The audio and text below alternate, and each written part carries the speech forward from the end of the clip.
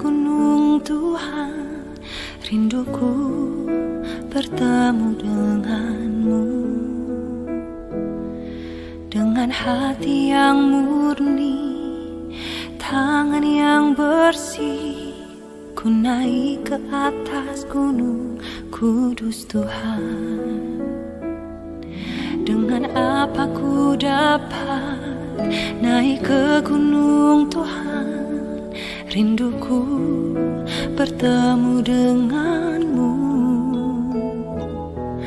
Dengan hati yang murni, tangan yang bersih, ku naik ke atas gunung kudus Tuhan.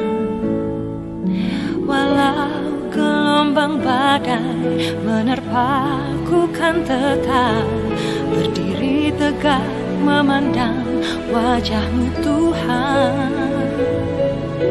Takkan ku serahkan hidup kepada dunia ini, setia selesaikan pertandingan. Aku berjanji mengejar yang berkenan kepada Bapa.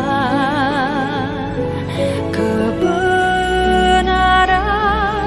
damai sejahtera, sukacita oleh Roh Kudus. Aku berjanji hidup dalam kekudusan bersama Bapa.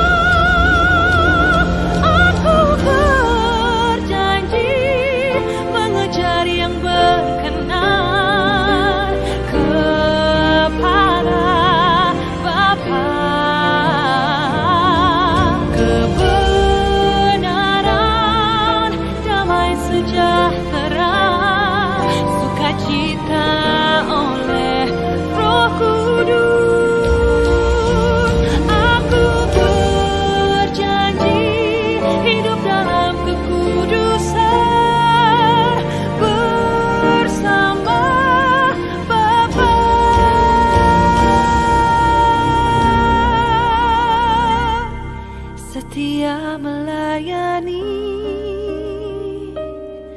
perasaan Bapa.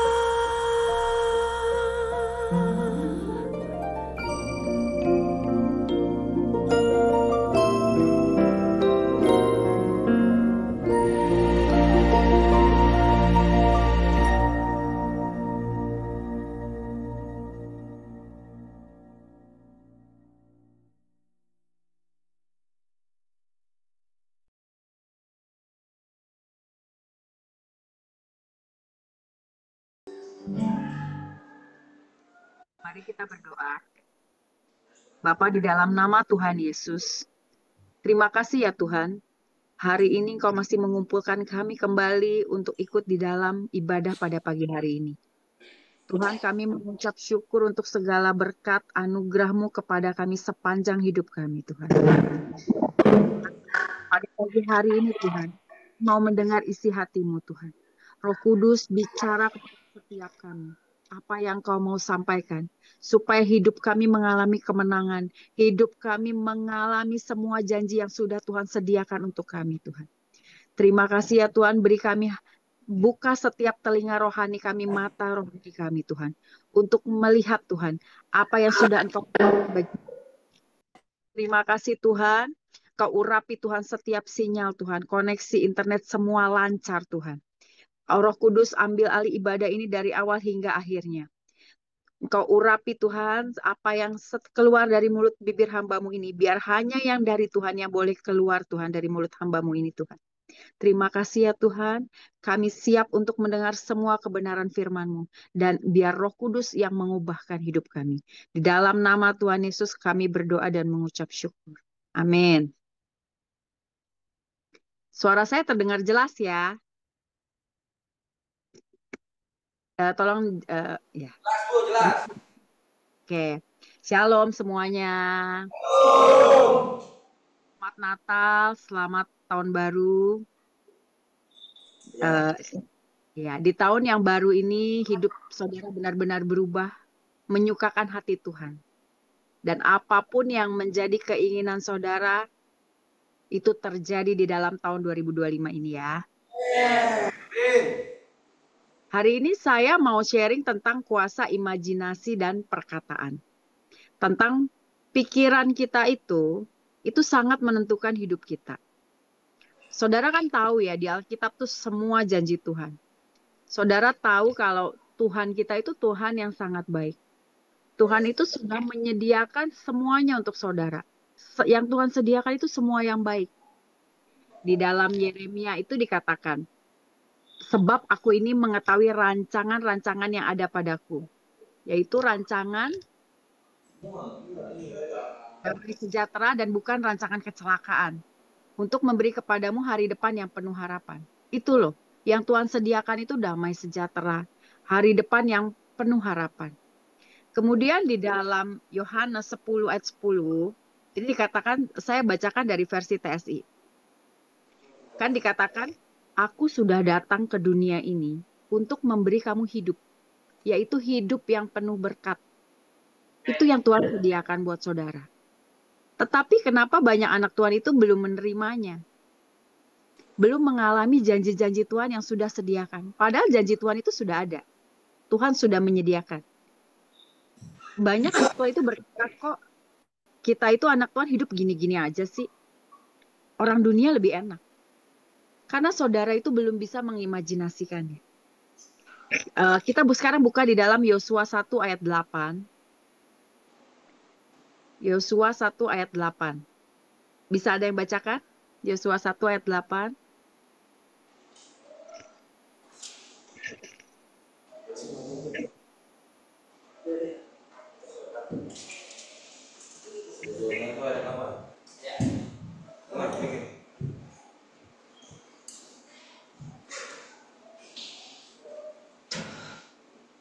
Yosua 1 ayat 8.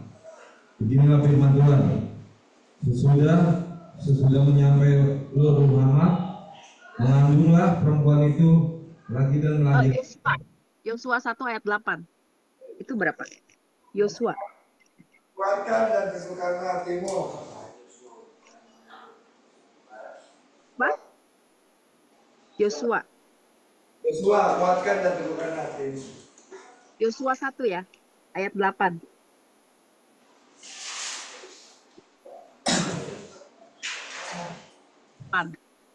Ketemu nggak? Janganlah engkau lupa. Yosua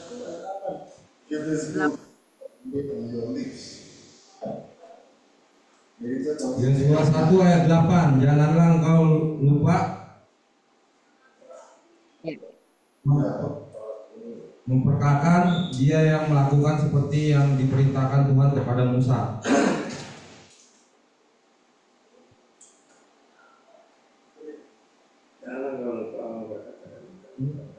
Terjemahan baru ya? Taurat ini, tetapi renungkanlah itu siang dan malam supaya engkau bertindak hati-hati sesuai dengan segala tertulis di dalamnya. Sebab demikian perjalananmu akan berhasil dan engkau akan beruntung. Amin. Nah, Tuhan itu sudah memberitahukan kepada Yosua. Dikatakan supaya kamu berhasil dan beruntung, dikatakan apa? Memperkatakan kitab Taurat dan merenungkan siang dan malam. Merenungkan itu apa sih? Merenungkan itu kan mengimajinasikan, menaruh di dalam pikiran kita. Nah, hari ini kita mau belajar ya, bahwa pikiran kita, imajinasi kita itu dan perkataan kita itu sangat menentukan hidup kita. Yang pertama kita belajar kuasa imajinasi atau pikiran. Di dalam Amsal 4 ayat 23, ini saya bacakan versi mudah dibaca.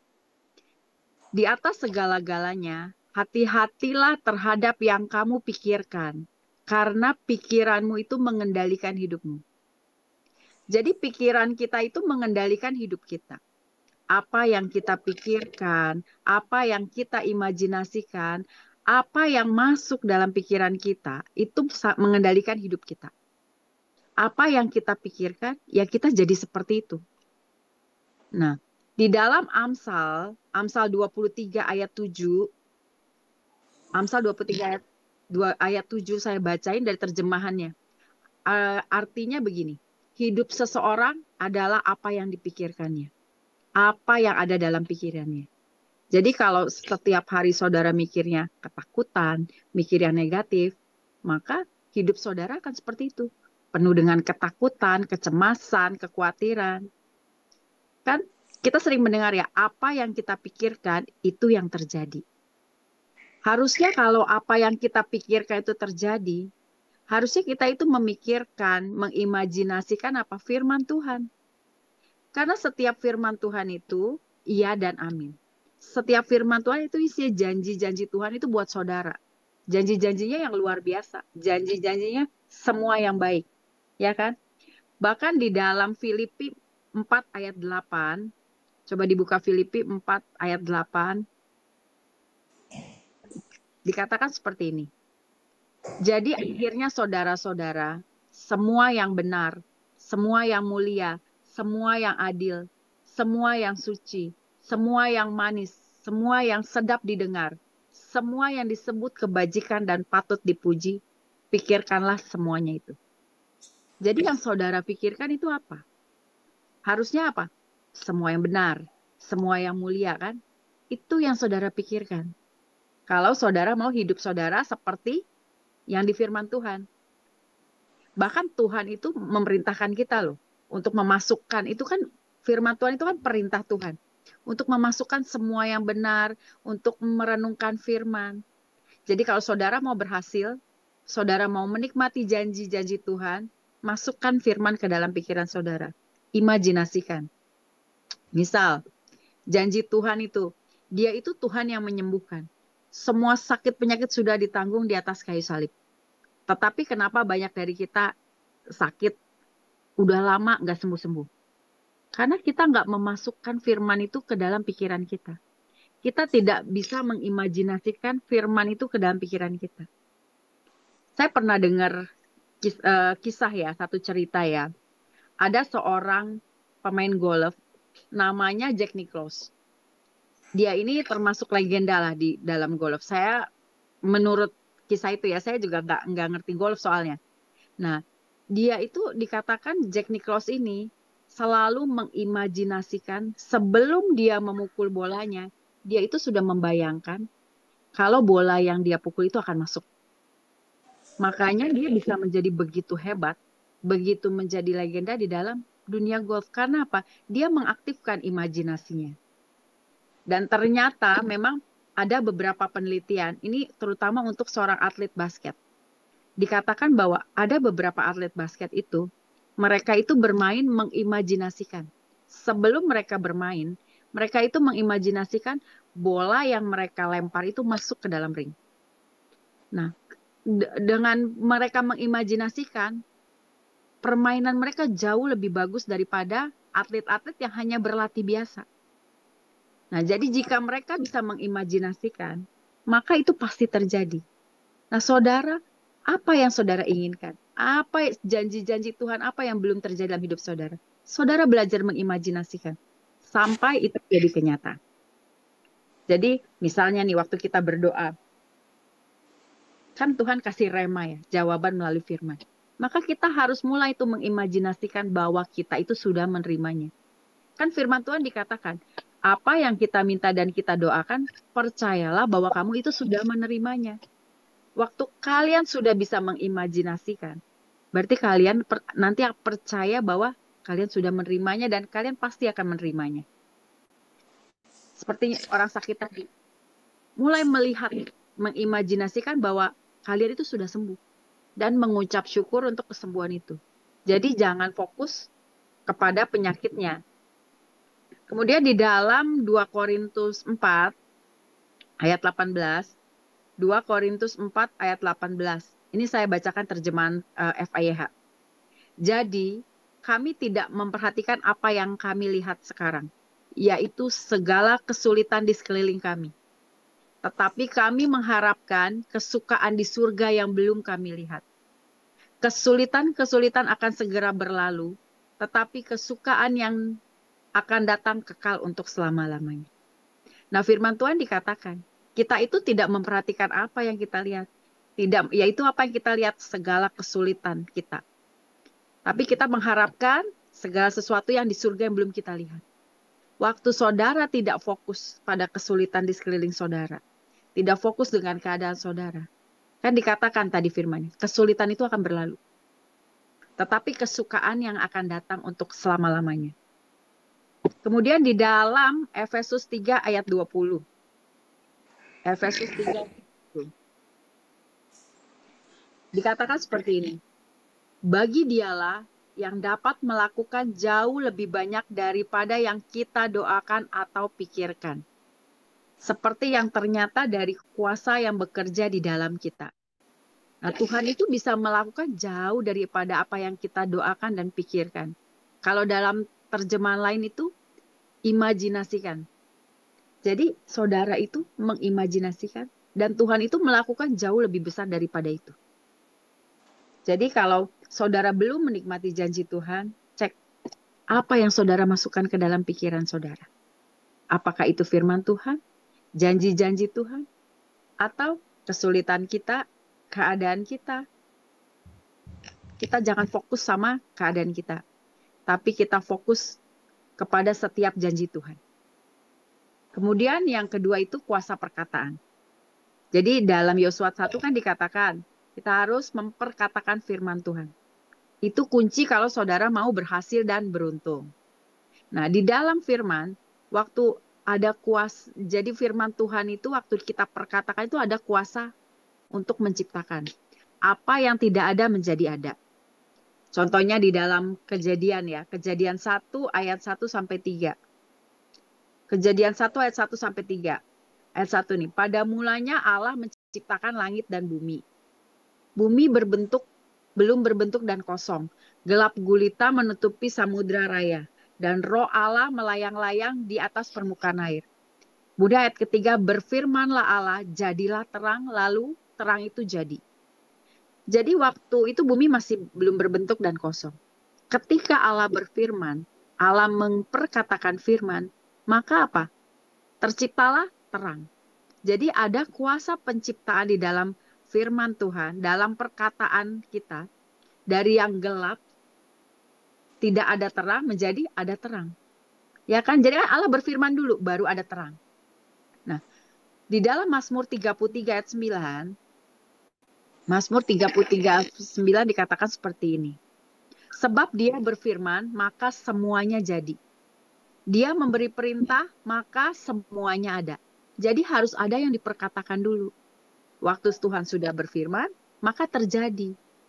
Loh, tapi kan itu Tuhan. Kita kan manusia, benar kan? Itu yang sering diperkatakan. Tapi di dalam Yohanes 14 ayat 12 itu dikatakan seperti ini. Yohanes 14 ayat 12.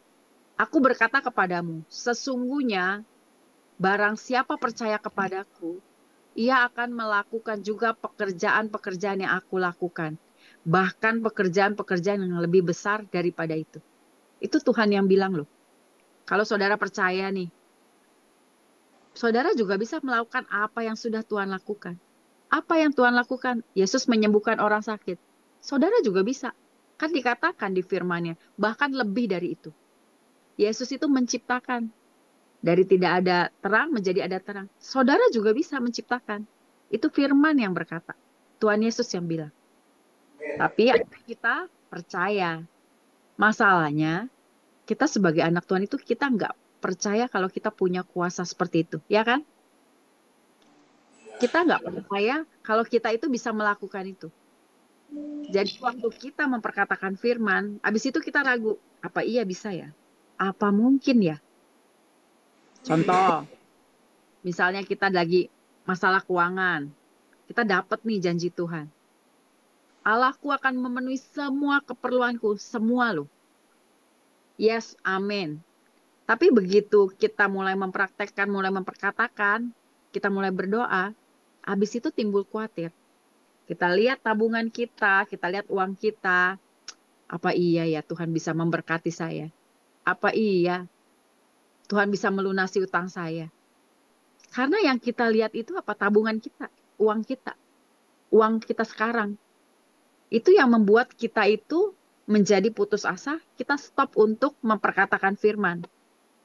Kita menjadi terdistract, fokus kita itu bukan sama janji Tuhan, tapi fokus kita itu sama data dan fakta. Itu yang membuat kita itu akan terus khawatir dan tidak bisa lagi memperkatakan firman. Di dalam Ibrani 10 ayat 36, Ibrani 10 ayat 36, tolong dibacakan ya.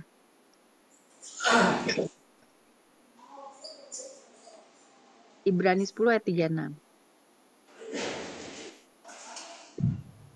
Ibrani 10 ayat 36.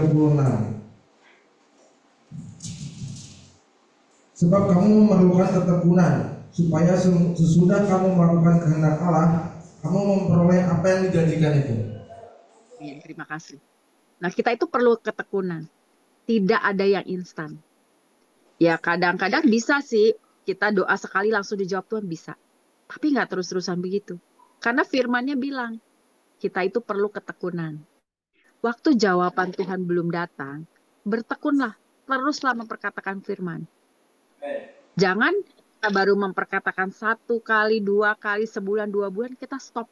Nggak ada hasilnya. Kita nggak terima apa-apa. Itu yang kebanyakan dari kita. Makanya kita benar-benar tidak menerima apapun. Kalau dalam versi FIYH ya, dikatakan seperti ini. Saudara harus tetap sabar melakukan kehendak Allah. Melakukan apa? Memperkatakan.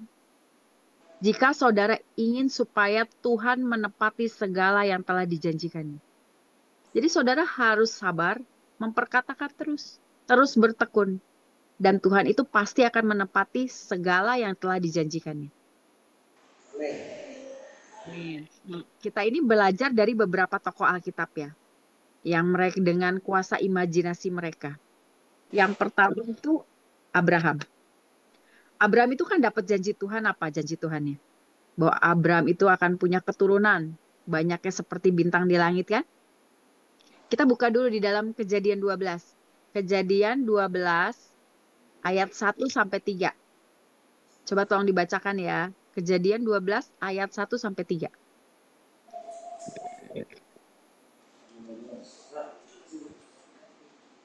Berfirmanlah Tuhan kepada Abraham, pergilah dari negerimu dan dari sanak saudaramu dan dari rumah bapamu ini ke negeri yang akan kutunjukkan kepadamu.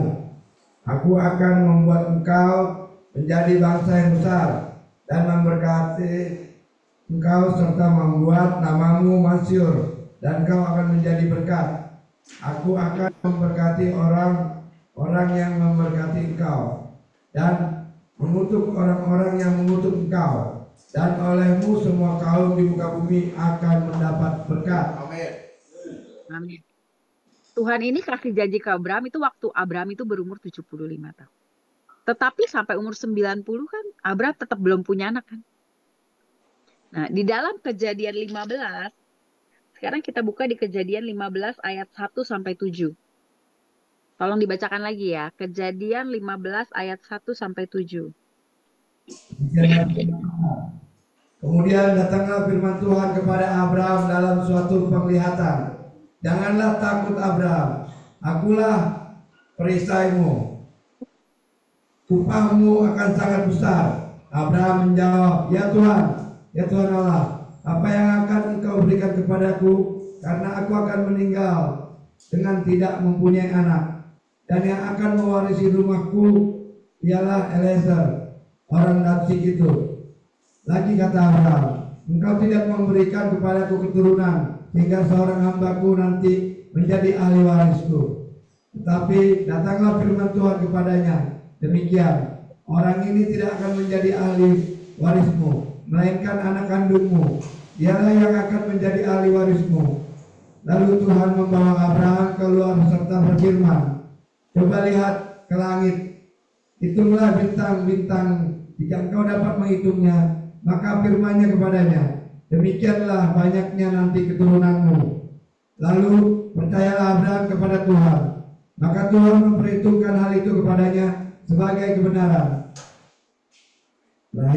Lagi firman Tuhan kepadanya, akulah Tuhan yang membawa engkau keluar dari Ur Kasdim untuk memberikan negeri ini kepadamu menjadi milikmu. Amin.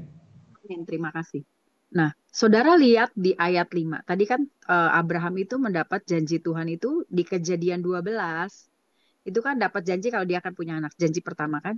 Kemudian di Kejadian 15 ini Tuhan itu ngomong lagi sama Abraham. Tuhan akan memberi anak. Nah, coba saudara lihat di ayat 5. Dikatakan lalu Tuhan itu membawa Abraham keluar serta berfirman, coba lihat ke langit, hitunglah bintang-bintang. Jika engkau dapat menghitungnya, demikianlah banyaknya nanti keturunanmu. Itu Tuhan itu menyuruh Abraham. Itu kan pada malam hari ya, karena bintang ya. Melihat ke langit. Itu menghitung bintang. Itu artinya apa? Tuhan itu menyuruh Abraham untuk mengimajinasikan bahwa keturunannya itu seperti bintang itu. Tuhan itu sedang mengaktifkan imajinasi Abraham. Tuhan mau Abraham itu mengimajinasikan apa yang akan Tuhan berikan kepada Abraham. Apa yang Tuhan kerjakan dalam hidup Abraham. Kan dikatakan gini, jikalau engkau dapat menghitungnya, maka engkau akan menerimanya. Demikian seperti itu banyak keturunanmu. Jadi jika saudara bisa mengimajinasikan, saudara akan menerimanya. Kemudian di ayat 6 itu dikatakan, lalu percayalah Abraham. Jadi waktu Abraham itu mengaktifkan imajinasinya, dia mulai membayangkan bintang-bintang itu sebagai keturunannya. Kemudian Abraham menjadi percaya. Dia sudah melihatnya, maka dia percaya. Kalau Abraham belum bisa mengimajinasikannya, belum tentu dia percaya. Kan? Setelah dia mengimajinasikan, enggak lama di Kejadian 16 kan ada Abraham punya anak. Nah di ayat 2 itu dikatakan, waktu Tuhan tuh mau kasih upah yang besar. Apa jawab Abraham? Tuhan, apa yang akan kau berikan padaku? Karena aku akan meninggal dan tidak mempunyai anak. Artinya kan di awal itu dia juga belum percaya kan. Dengan janji Tuhan yang waktu dia umur 75 tahun itu. Karena dia pasti menjawab seperti itu. Tapi begitu Tuhan menyuruh Abraham melihat bintang, menghitung, mengimajinasikan bintang itu sebagai keturunannya, maka apa? Abraham menerima janji Tuhan. Abraham mempunyai anak.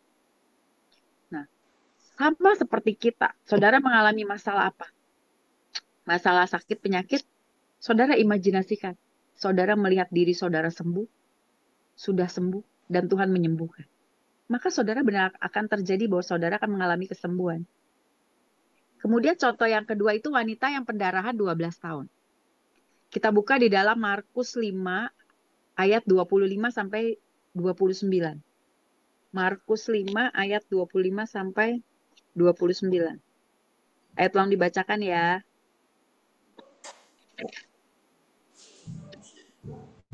Markus 5 ayat 29.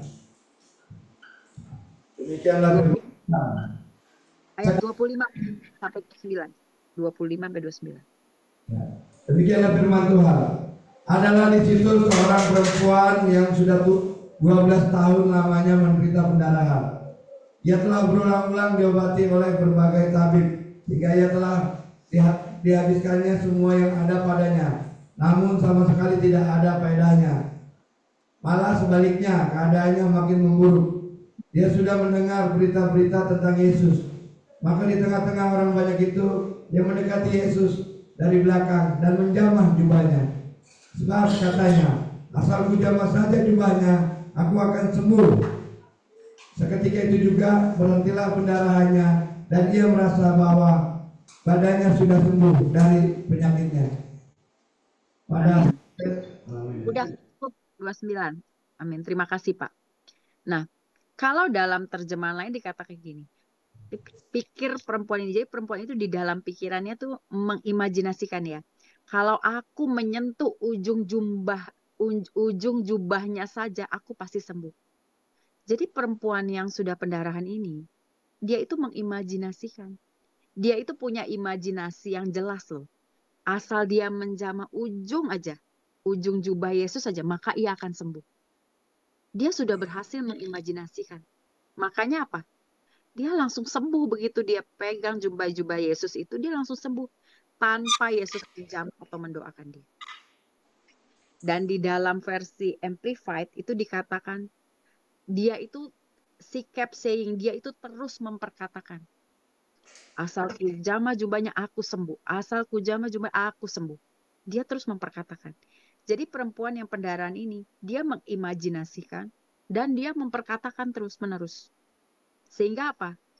Itu terjadi dalam hidupnya. Dia disembuhkan. Walaupun Tuhan Yesus tidak tumpang tangan, Tuhan Yesus tidak mendoakan. Terjadi seperti apa yang dia imajinasikan. Nah, contoh ketiga itu adalah Daud. Daud ini ketika Daud itu melawan Goliat. Goliat itu kan raksasa ya. Besar, menakutkan. Tapi Daud itu nggak melihat apa yang di depan dia. Dia nggak melihat Goliatnya. Tapi yang dia lihat, yang dia imajinasikan apa? Tuhan yang akan melepaskan Daud dari Goliat. Kita buka di 1 Samuel 17. 1 Samuel 17 ayat 34 sampai 37. Ayo dibacakan lagi. 1 Samuel 17 ayat 34 sampai 37.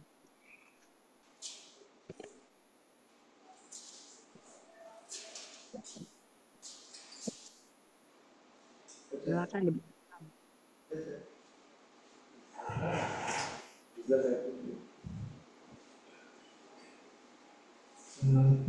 Samuel 17 ayat 34 sampai 37.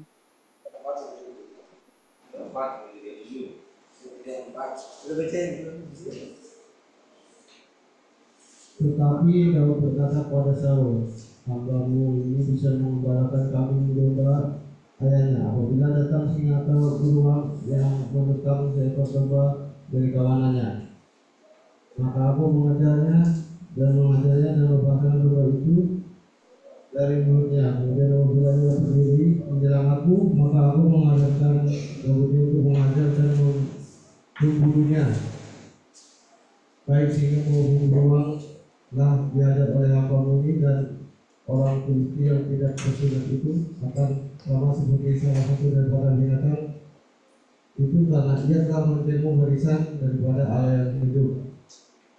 Mula kata Daud, "Tuhan telah melepaskan aku dari cakar singa dan cakar beruang, dia juga akan melepaskan aku dari tangan orang Filistin itu." Kata Saul kepada Daud, "Sesudah Tuhan mencerahai kau."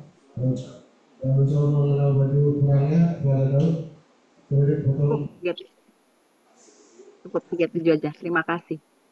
Nah, di dalam ayat 36, kalau terjemahannya dikatakan begini, apa yang telah hamba lakukan terhadap singa dan beruang, akan hamba lakukan juga terhadap orang Filistin itu, terhadap Goliat. Jadi kan dia sudah punya imajinasi. Nanti apa yang sudah dilakukan terhadap singa nih, dia akan lakukan itu kepada orang Filistin, kepada Goliat. Daud itu sudah bisa mengimajinasikan. Nah, sehingga apa? Dia juga mengimajinasikan apa? Tuhan itu yang akan meluputkan Daud dari Goliat. Sehingga apa? Daud menang. Daud itu juga memperkatakan loh. Dia kan memperkatakan, Tuhan itu akan memberikan aku kemenangan. Nah, saudara lihat di ayat 46. Sekarang ayat 46 dan 47. Coba dibaca lagi. Ayat 46 dan 47. ayat 46. Hari ini juga Tuhan akan menyerahkan engkau ke dalam tanganku, dan aku akan mengalahkan engkau dan memenggal kepalamu dari tubuhmu. Hari ini juga aku akan memberikan mayatmu dan mayat tentara orang Filistin kepada burung-burung di udara dan kepada binatang-binatang liar, supaya seluruh bumi tahu bahwa Israel mempunyai Allah. ayat 47. Dan supaya segenap jemaah ini tahu bahwa Tuhan menyelamatkan bukan dengan pedang dan bukan dengan api, sebab di tangan Tuhanlah pertempuran, dan ia pun menyerahkan kamu ke dalam tangan kami. Amin. Terima kasih. Jadi waktu Daud itu bisa mengimajinasikan kemenangan, ya, waktu dia itu dimasukkan dalam pikirannya, bisa tahu nih apa yang dia lakukan kepada singa dan beruang, dia akan lakukan juga kepada orang Filistin itu, kepada si Goliat ini. Maka Daud itu memperoleh kemenangan. Dan dia juga terus memperkatakan, Tuhan yang akan melepaskan aku. Tuhan akan memberikan kemenangan. Nah, kemudian ada satu contoh lagi, tapi yang berbeda ya. 12 pengintai. Saudara tahu ya, Tuhan itu memerintahkan Musa itu untuk mengutus 12 orang untuk mengintai tanah Kanaan. Jadi waktu mereka keluar dari Mesir, Tuhan itu suruh Musa, suruhlah 12 pengintai datang untuk mengintai tanah Kanaan. Itu negeri yang dijanjikan Tuhan. Kalau negeri yang dijanjikan Tuhan kan harusnya Tuhan menjanjikan negeri yang berlimpah susu dan madunya, pokoknya yang baik kan. Tetapi hasilnya apa? Dari 12 orang itu, 10 orang itu melaporkan berbeda dengan Yosua dan Kaleb. Di dalam Bilangan 13, yang ke-10 pengintai imajinasikan itu apa? Oh, di sana banyak raksasa, tinggi-tinggi, besar-besar. Dan kita itu seperti belalang di hadapan mereka. Kita itu nggak bisa mengalahkan mereka. Itu kan yang diimajinasikan oleh 10 pengintai itu. Tetapi apa yang Yosua Kaleb imajinasikan? Oh, negeri itu penuh susu dan madu berlimpah. Kita akan maju berperang, kita akan menduduki negeri itu dan mengalahkannya. Dan Yosua dan Kaleb itu mengimajinasikan bahwa Tuhan itu pasti akan memberikan kemenangan.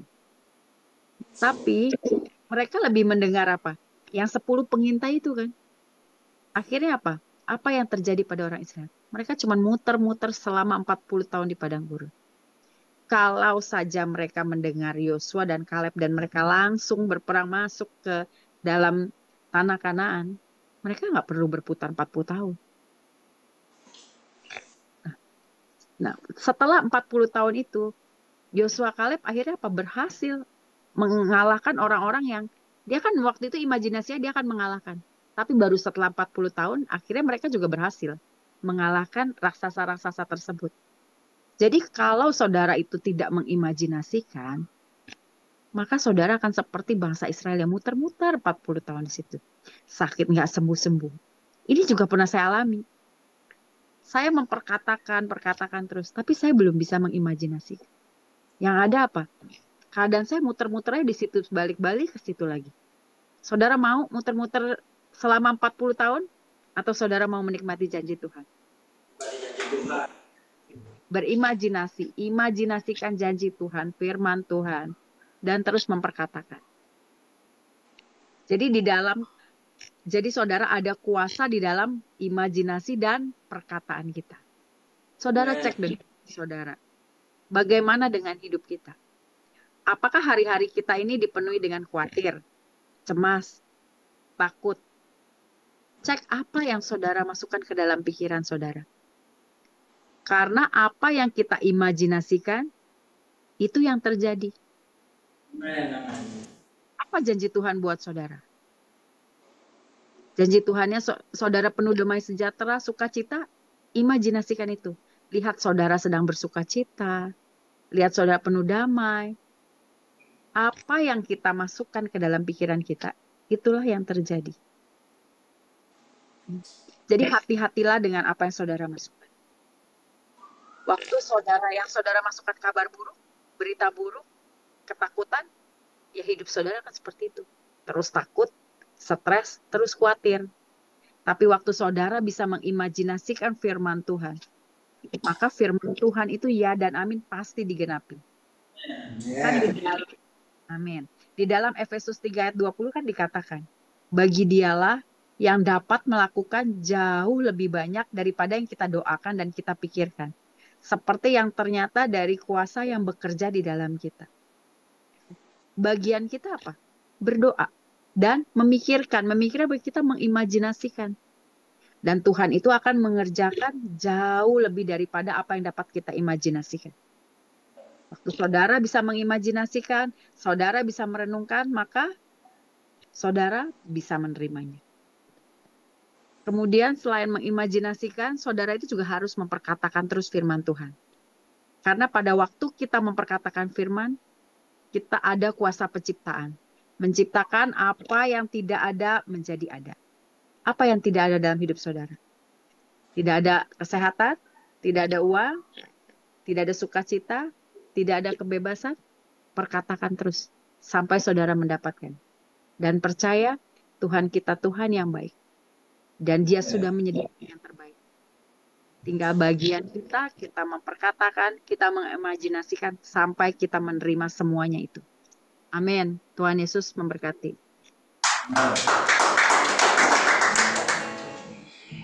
Kita berdoa ya.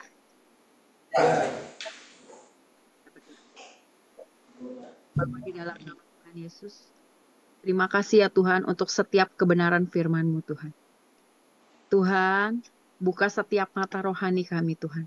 Untuk kami melihat Tuhan, apa yang sudah Engkau sediakan buat kami Tuhan. Buat kami melihat Tuhan, bahwa Engkau Bapa yang begitu mengasihi kami Tuhan. Tuhan, buat kami Tuhan, aktifkan setiap imajinasi kami Tuhan.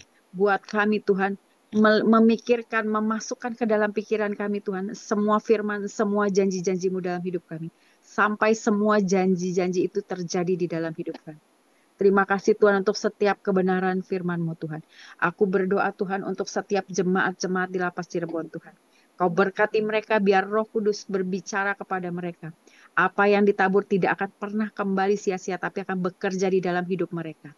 Biar Roh Kudus, Engkau yang bekerja dalam hidup mereka, Engkau yang mengubahkan hidup mereka sehingga hidup mereka tidak akan pernah sama, tetapi hidup mereka akan diubah oleh kebenaran firman-Mu dan mereka akan menikmati Tuhan setiap janji-janji yang Tuhan sudah sediakan untuk mereka Tuhan.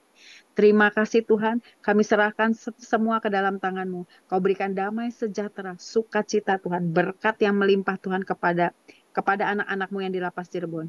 Biar hidup mereka semakin hari semakin mencintai Engkau. Sebab Engkau Bapa yang baik yang sudah mengasihi mereka. Terima kasih Tuhan, buat kami tidak fokus kepada keadaan kami, tapi kami hanya fokus kepada janji-Mu Tuhan. Kepada setiap perkataan-Mu Tuhan. Terima kasih Tuhan, biar nama Tuhan saja yang dipermuliakan dalam hidup kami. Di dalam nama Tuhan Yesus kami berdoa dan mengucap syukur. Angkat tangan, terima berkat. Saudara berdiri ya, terima berkat. Tuhan memberkati engkau dan melindungi engkau.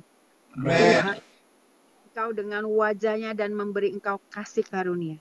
Tuhan menghadapkan wajahnya kepadamu dan memberi engkau damai sejahtera. Amin.